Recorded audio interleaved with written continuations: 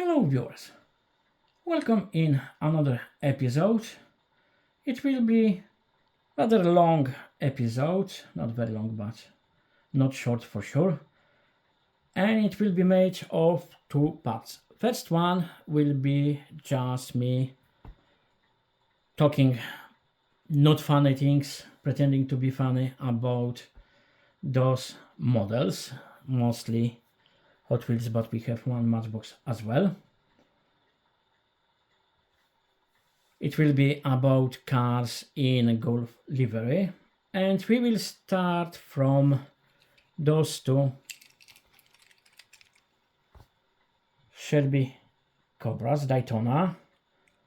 Both are Hot Wheels from the previous year, 2024. One is in rather traditional Golf livery, light blue and orange, and one is in much darker livery, but anyway this paint, metallic paint, is really nice, so I don't mind. So if you want, you can write in comments if you are team optimistic or team pessimistic when it comes to those two castings, which color you like more. And the next three cars we will go in chronological order, just looking at year of what year those cars were manufactured, not when they were made by Hot Wheels. And we will have some strange mathematics behind. The first car is 1965 Mustang Fastback 2+2. It's very difficult to guess result of that 2+2. But believe me, this is nothing compared to other mathematical task behind the other two cars.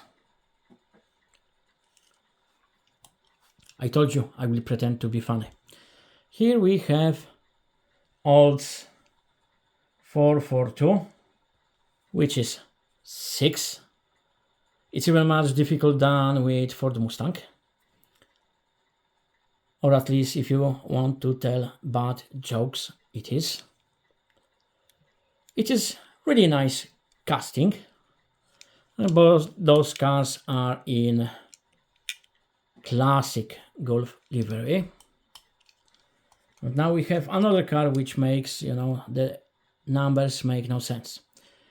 We have custom 18 Ford Mustang GT, but it's 19. More bad jokes, and there will be more. It's different because body is painted white, and I was wondering why they did it. It's the original, it should be light blue, but look at the windscreen, it's light blue. And now imagine if you sit inside and you look at the bonnet, what color the bonnet would be. Clever. And now time for first and the only Matchbox. I think I showed it already when I showed some of loose vehicles I bought last year. Ford F-150 SVT Raptor 2010. It is really nice car, and it will be good link to our next guest. 2023 Chevrolet Silverado 1500. And in Polish version I made some jokes with downsizing, etc. Because in Poland 1500, it will be again me talking about my childhood and the cars in Poland then. Two of the most popular and most luxurious of the Polish-made cars then was Fiat 125p. It was made on license from Fiat, and it was made for a very, very long time after Fiat changed their line, production cars a few times, and in Poland Fiat 125 was still in the production. And the other car was Polonez, short name Poldek or Poldi. It was based on Fiat 125, but it was looking a little bit more modern. It was a little bit more powerful because there was some changes to timing mechanism in it, but it was anyway very slow and sluggish. But it was, one of those cars you dreamt in Poland, because the other cars were even worse. And then we have some Dacias. So this Silverado is really nice. I like this casting. It's not unheard, but it's rare to see mirrors in green light models. At least this is my experience from someone living in Europe and buying rarely green light models. Maybe not as rarely as most of people I know who collects die-cast models in 1/64 or 3-inch or whatever scale. This isn't a very popular brand, but it's nice casting as well. Next car will be the fastest Ford ever. Can you guess what Ford I'm talking about? If you think you know, think twice, because I'm sure it's not what you think it is. The fastest Fords are Ford Transit or any other van. At least this is from my experience in Europe. Vans are the fastest cars on the road, period. And I have proof here. Okay, we have side mirrors. Look at the size. You know why vans have such huge mirrors? To look at all those losers they overtook. To have more pleasure they overtook us. I'm curious if it's true in US or other places, but in Europe I was in many countries, and really vans are the fastest cars on the road. And now I will even explain you how in Europe you can recognize how fast van is. The fastest vans are white. And I think those vans are white because they are so fast. If you paint anything or you put stickers or whatever, they are so fast the air flowing body will tear, all those extra paint job or stickers or whatever. And that's why those vans are white. The next, a little bit slower, are red one. With normal cars, red is the fastest. When we are talking about vans, red are slower than white vans. Then we have vans in some fancy paint jobs, like this Golf, for example. Or it could be, any company, livery, etc. And then the slowest one, there are sport cars, and then our normal cars, unless we drive those sport cars. In theory, the fastest vans are vans in courier company liveries. But it's only in theory. Look how often they break down and stop. They can reach those high speeds for short time, and then there is something wrong. They must stop. Driver is so angry, he will just pick up something from the back of the van, he will throw it, you know, in direction of someone's house. Then he will drive happy, you know, okay, again, I'm the fastest guy on the road, or lady. And then the van will brake again, and they will throw again something into direction of someone's house. Right, and repeat. So that's end of the part 1, non-historical part. And now we will start historical tale, mostly about 2 people. We will start with Hot Wheels. When you think Hot Wheels rarely have historical livery, you are usually right. And in this case, you will be right and wrong. Right, because this is historical livery. This is a 1967 Ford GT40 Mark IV. The problem with this livery, it's real, but not on this car.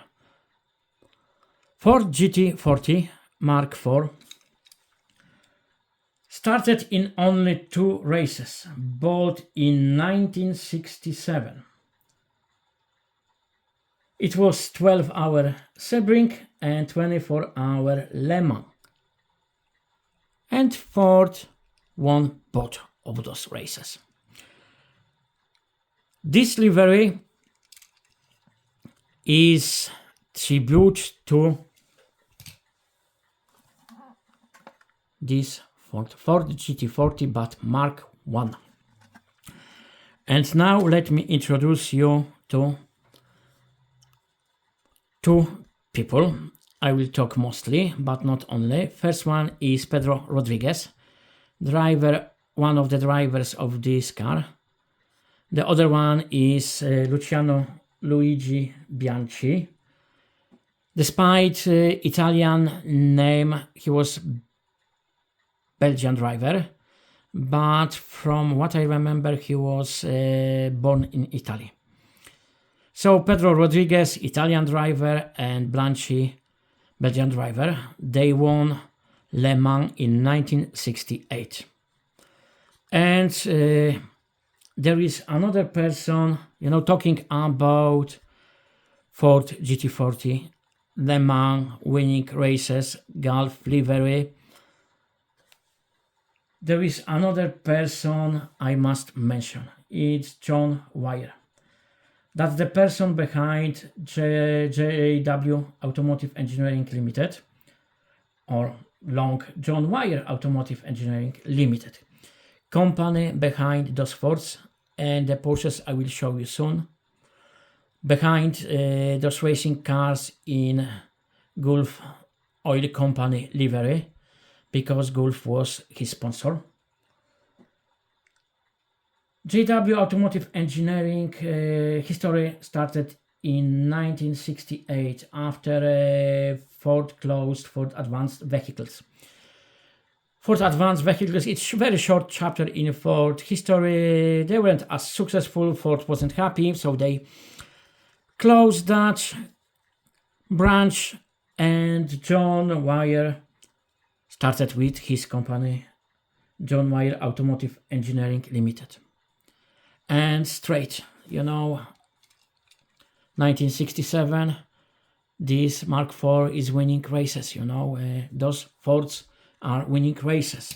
Then Porsche winning races.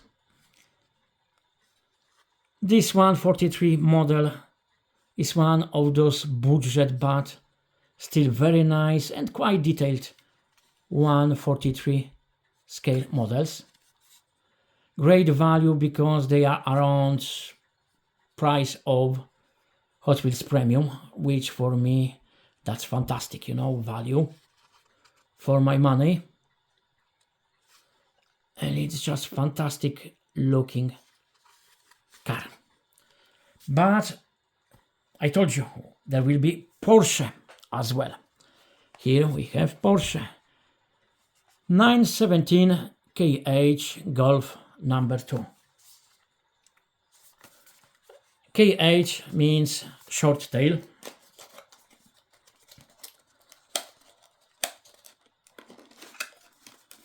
This livery is again, of course, connected to John Wyer and to Pedro Rodriguez. Pedro Rodriguez won twice in car in such livery, in Porsche 917 KH number 2. He won twice Daytona, 24-hour Daytona, in 1970 with Finnish co-driver Leo Kinnunen, and in 1971 with British driver Jackie Olivier. Leo Kinnunen, we will hear about him as well. Beside John Wyer and Pedro Rodriguez, he will be third most often mentioned here driver. Here we have Sparky model, a little Spark, and it's really fantastic model for 1/64 true scale. It's not that expensive, but the quality is really nice. Okay, I wish, you know, it's in acrylic case, not in a small box with blister, and it can be in acrylic case, or they use probably bottom from car, which could be because they are making more of those 917 Porsche. It's really well made model, and as I told you, it was very successful car. Those Porsches, drivers working for, driving for JW Automotive Engineering, and all those people working in JW Automotive Engineering Limited, they did really great job, because in 1970, in 10 races, they finished 7 of those 10, and they won all of those 7.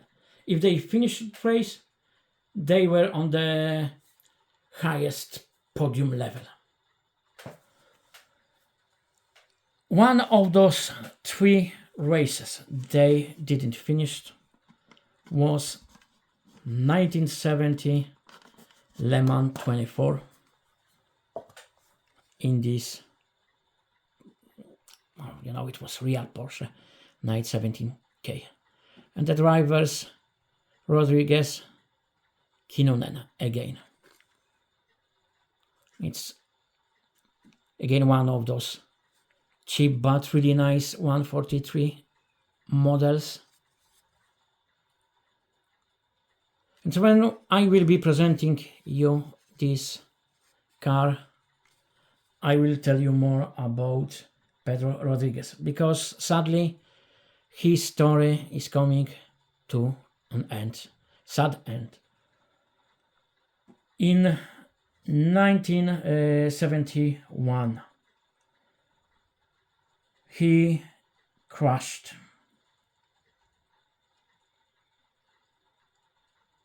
And he died. It was July, I think 11 June or July 19 June 11th June 1971. He was behind the wheel of steering wheel of Ferrari 512M on Norris Ring, close to Nuremberg. It was Ferrari conversion of Ferrari 512S from 1970. It was modified to 512M. And story behind accident in which Pedro Rodriguez died is very ugly.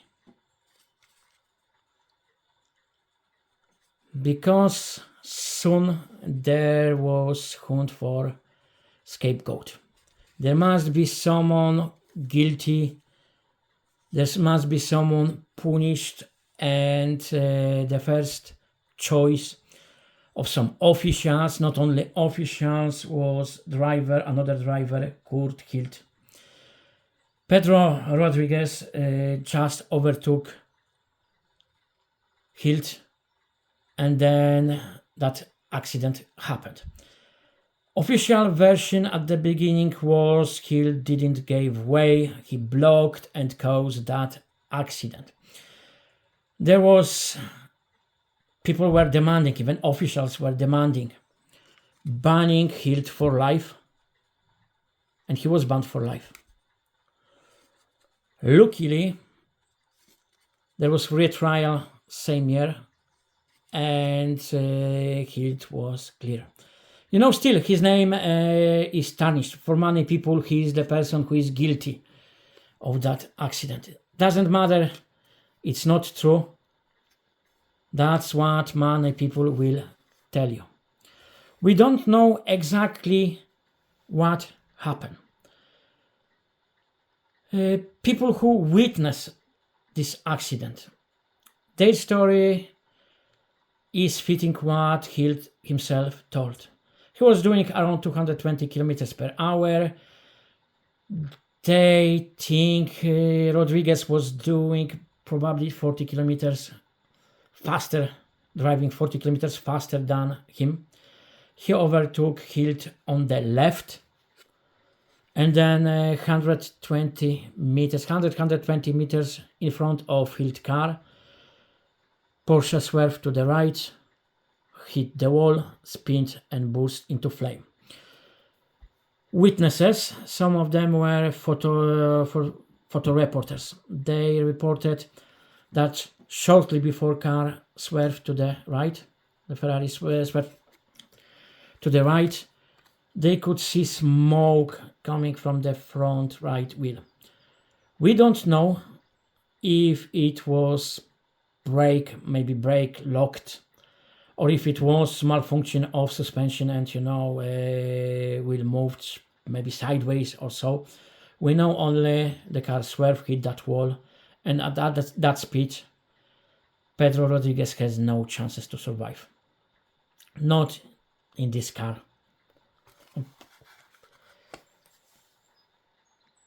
So the next driver who came to that accident spot behind Kurt Hilt was Leo Kinnunen. Same Leo Kinnunen, who was co-driver in those cars. Leo stopped. Leo tried to get Pedro out of wreckage, but the heat was so immense, it was impossible. He couldn't even get close to the Ferrari. And Leo was still driving Porsche 917. But according to autopsy, it doesn't matter. I wouldn't say it's luckily, or because there is no look here. There is nothing positive here. But according to autopsy, number of injuries and severity of those injuries means Leo couldn't save Pedro Rodriguez. Pedro Rodriguez died on the spot. It was so serious, there was no chance to save him.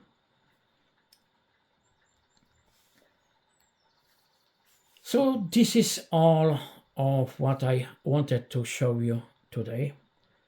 If you are interested more, I will link some videos, older ones, like a video made for Gulf Oil Company with John Wyer, or something new, like really heart-touching tribute to Pedro Rodriguez made 2 or 3 years ago by Porsche. That's from their official YouTube page. It's short animation about Pedro Rodriguez with Porsche 917 number 2.